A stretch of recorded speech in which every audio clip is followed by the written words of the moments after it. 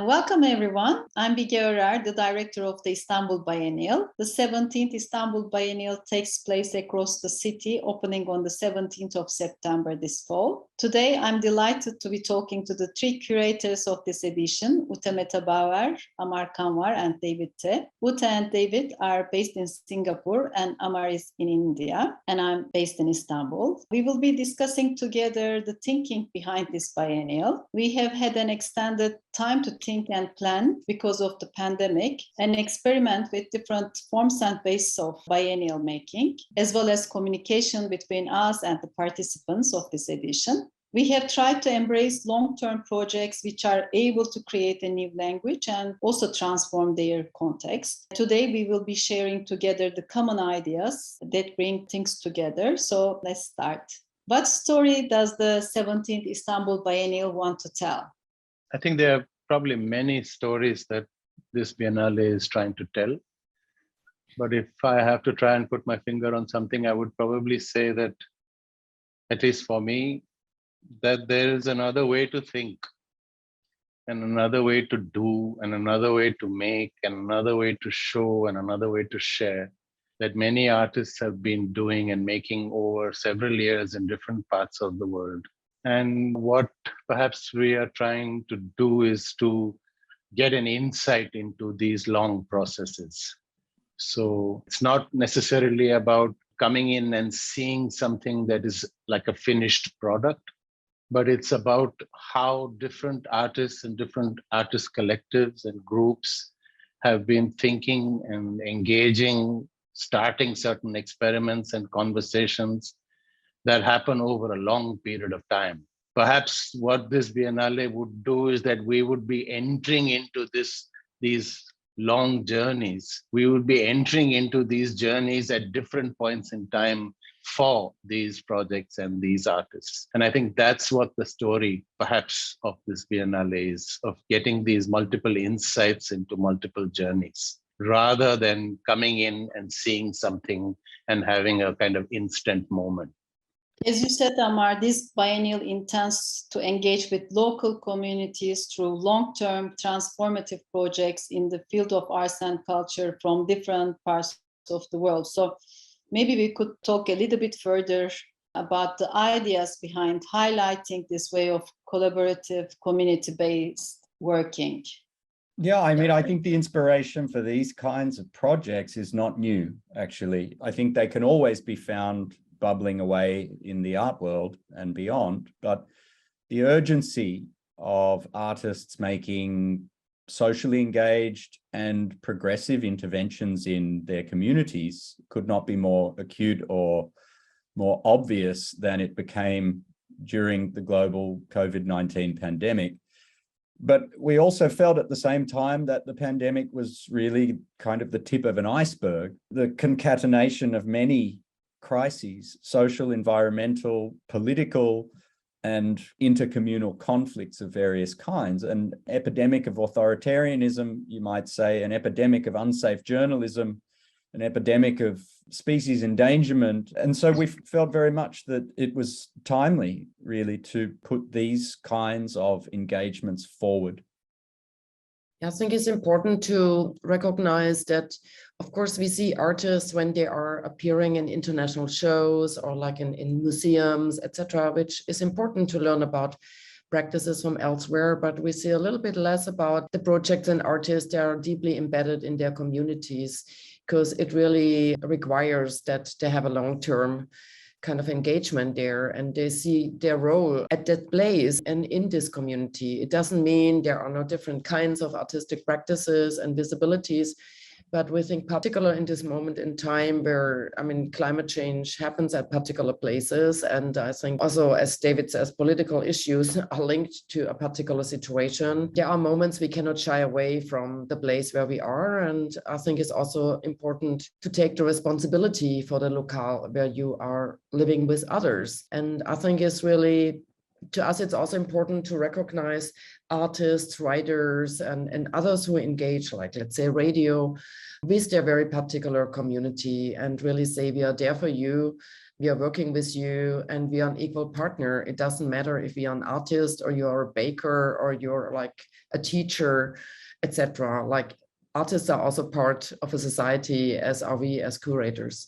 And what made it interesting and maybe special for you to make this biennial in Istanbul? I mean, you weren't able to travel to Istanbul for almost like 2 years. So it was also a big challenge, for us to meet always on Zoom meetings, but also try to give you some like flavor of the city. So what was important for you that this is going to take place in Istanbul?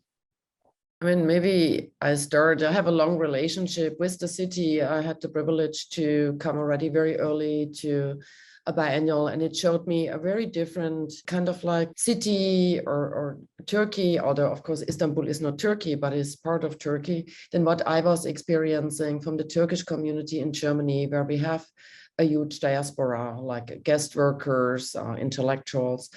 And to come to Istanbul to really experience this vast city with such diverse communities, the energy of the city, and a city that is kind of connecting two continents, but it has also an incredible long history, like over religions, different empires. It has been such an important trading hub, and it always has been a connector of many worlds, many beliefs, of many ethnicities.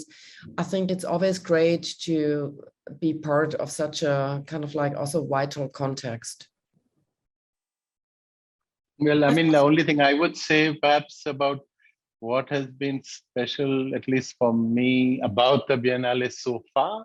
I mean, I agree with everything that Ute said, but I think I would say that it's actually been so difficult. That's what's special for me, in the sense that, to think of doing a Biennale or a project of this scale in the middle of COVID itself is quite an, incredibly insane task to take on.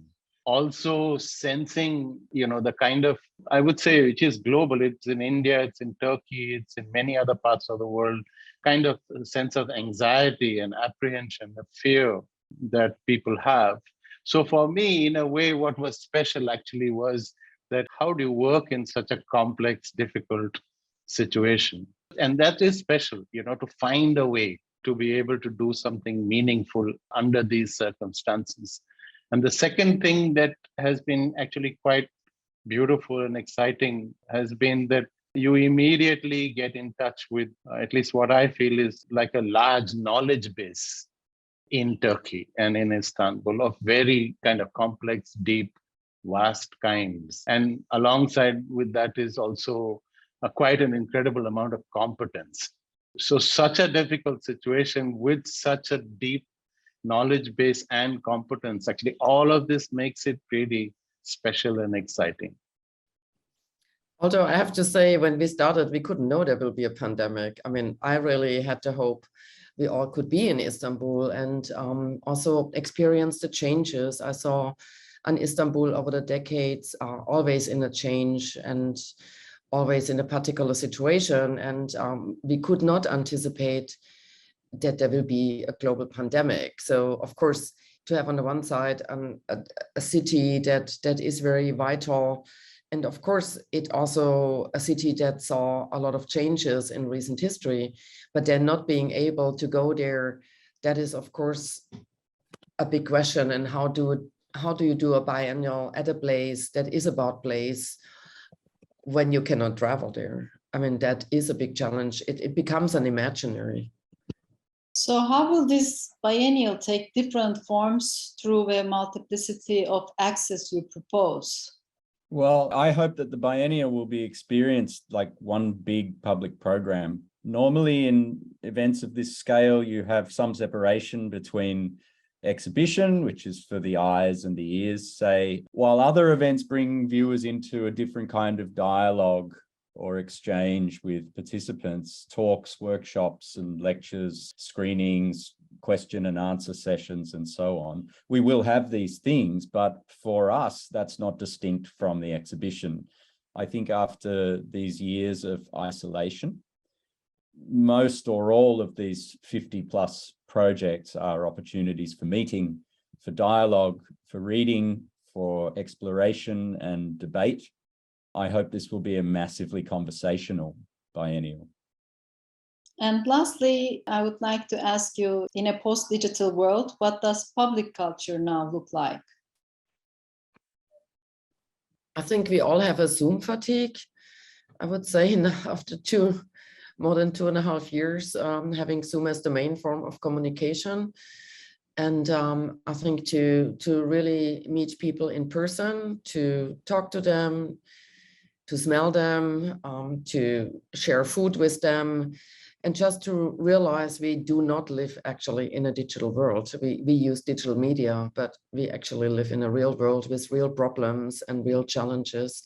I think it's very important. And I think the pandemic, when we were drawn so much to the digital communication, we realized the parameters of the real world, and the pandemic happens in a real world.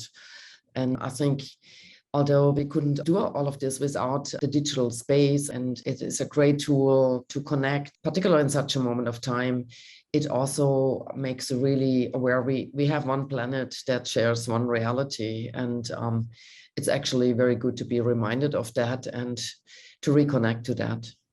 Yeah, I think the question of what public culture looks like or what it should be like, this is a question that we've come back to time and again in the preparation of this biennial.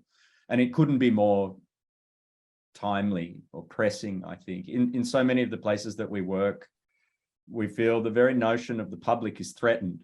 Is it post-digital? I don't think today's public culture is post anything, frankly. It's not post-internet, it's not post-truth. If you ask me, as Marshall McLuhan taught us a long time ago, these new media remediate old ones, right? They have the potential also, I think, to reinvigorate social relations. The newspaper we're making here, if you will, I think doesn't need to be on paper. It doesn't need to be in newsprint in order to have this kind of effect. The biennial, I think, should affirm that we are not in a post-public. So I don't know if you have anything to add to this conversation at this point. Yeah, we just hope that, because I think for projects, and I would not say it's only artists, but it is also artists, and it's always fantastic to meet with peers and like who have shared agency, who have similar experiences, but then still see the differences in the nuances. And I think we really hope that many projects, many artists could be in Istanbul and actually meet many people from Istanbul and from Turkey. And as we said, this Biennale began before September 17th. We had half a year of radio program already last year with Radio Alacak. And we hope it will go long on after this closing date of the physical Biennale, and that real relationships get established, connections get initiated, and we hope they will be sustainable. Thank you, Ute. Thank you, Amar. Thank you, David. It was a pleasure to have this conversation with you, and I really look forward to seeing our projects develop in Istanbul and engage with the publics here. Thank you. Thank you.